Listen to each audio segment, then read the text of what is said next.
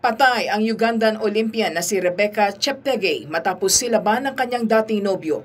Ayon sa otoridad, tinarget ng kanyang dating nobyo si Cheptegei sa kanyang bahay matapos itong magsimba kasama ang kanyang dalawang anak na babae. Away sa lupa ang umano'y isa sa dahilan ng pagtatalo ng atleta at ng kanyang dating partner. Nagpapatuloy naman ang isinasagawang investigasyon sa krimen. Nagpaabot na rin ng pakikiramay ang Ugandan Olympic Committee sa mga naulila ni Cheptegei.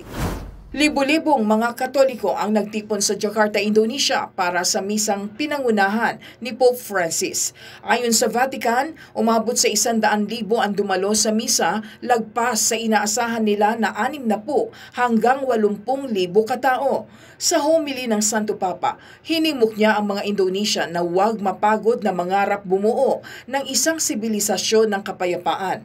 Ngayong araw naman ay nakatakdang lumipad si Pope Francis patungong Port Moresby sa Papua New Guinea bilang bahagi pa rin ng kanyang 12 araw na apostolic journey. Target ng National Aeronautics and Space Administration o NASA na iandak ang Boeing Starliner capsule mula sa International Space Station na walang sakay ng mga crew. Ayon sa NASA, inaasahang aalis ng International Space Station ang spacecraft ng Sabado ng umaga dito sa Pilipinas.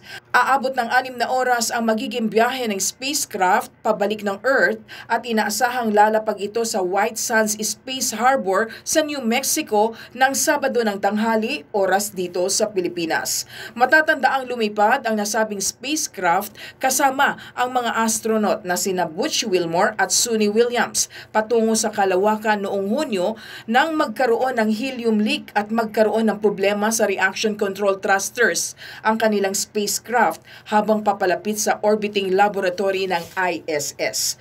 Mananatili naman sa ISS sina Wilmore at Williams hanggang Pebrero sa susunod na taon. Joy Salamatin para sa Pambansang TV sa Bagong Pilipinas.